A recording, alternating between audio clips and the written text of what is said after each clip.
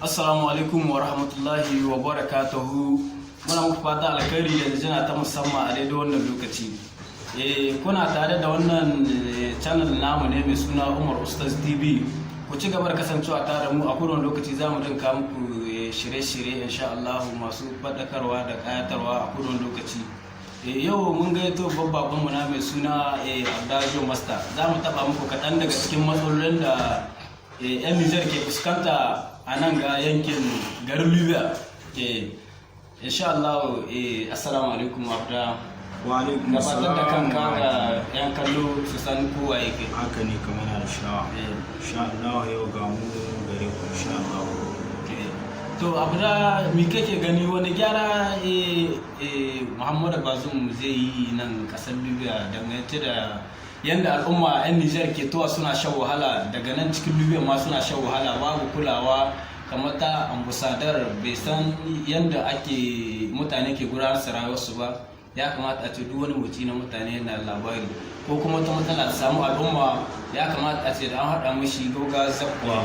Kenan kaga wannan ma kalubale ne, dole a samu a gyara irin wannan kurakure. Gaskiya dai. Wani sako za ka isuwa ga wannan al'umma saboda da a gyara? To, ka san shi an ka ce wanda kake tare da shi. Idan yana baka goyon baya shi ma, za ka ji daɗin kana yi, kenan sai ka ƙara kuma ko? To, shi dai wannan kuka kan gaskiya hakanan na Allah dai ya ba shi ikon gyara. Amma a bana wanda yana son gyara, kuma da yake ƙasa an ka ce ma ita ba ta da lahiya, kenan ma wanda a cikin ƙasan wanda 'ya'yan ƙasan ma kaga ba za su ji daɗi ba ko?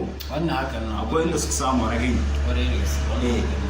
To, shi kuma wance na zance an fi sadar namu na Nijar, wannan shi kuma bana yan ƙarfafa shi.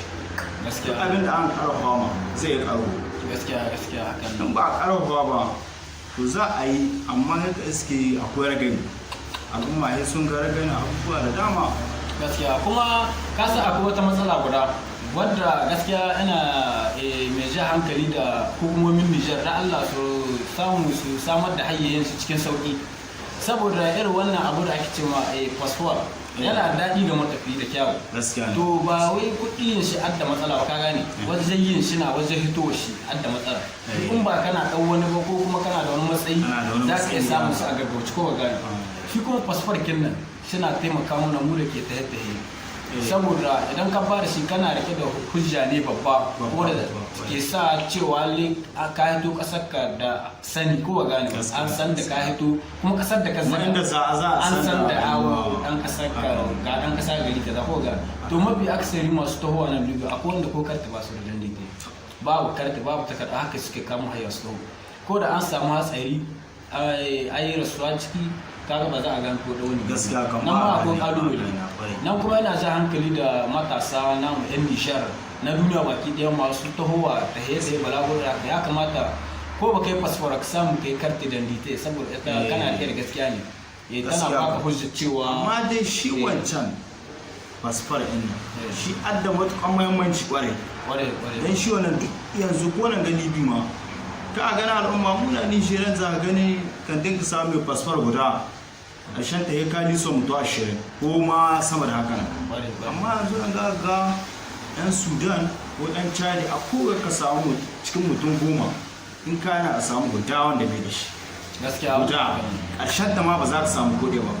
Da yanzu mu da gaggan 'yan Nijar su abun gaba yanzu kartirin dite mutum sai yan zaituwa libi mashikanta sai yan zaituwa yake.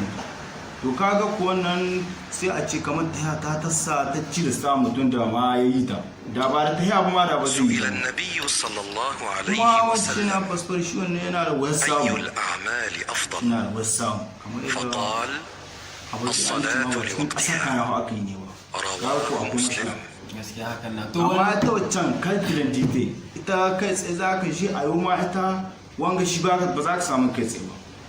gaskiya Yana da wuya na ƙwarai.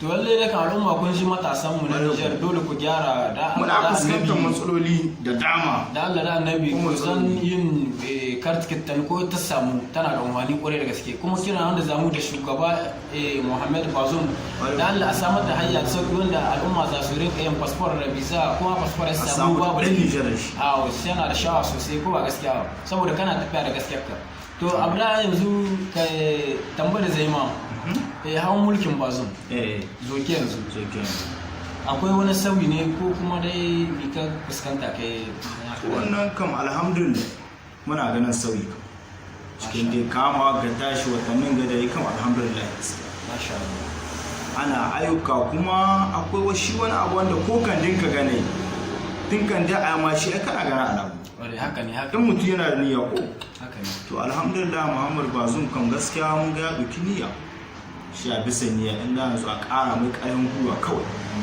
insha Allah zai kai da burukan mu da dama da ya doka to ya ke ubangiji Allah sarki ya kama Muhammadu Bazoum ya kama mai jagorancin da ya doka nauyi ne a wayan shi dona ya jajirce saboda ya samu ya soke wannan nauyi da Allah ya dora mai saboda rantsuwa ce kai rantsuwa ka rantsuwa zaka mu yan Niger aiki tsakani da Allah to mu kuma muna ma kyakkyawan fata Allah shi kama ma kamar kushe muna yan ta'adda wanda sun ka addabe mu Niger wanda sun ka hana muna kwanciyar hankali sun kashe yara sun kashe tsoyi sun kwace gonaki sun kwace shanu sai a hankali to muna yawa Allah godiya shi ka muna sauki wannan al'amari kuma yasa ɗaukaka Nijar ya sa Nijar ta ci gaba Allah ya kai mu wani mataki wanda al'umma ba su tunani a kai can kuma za a kai can insha Allah yau da gobe insha Allah muna muku fata alkhairi muna muku sallama a kowane wani lokaci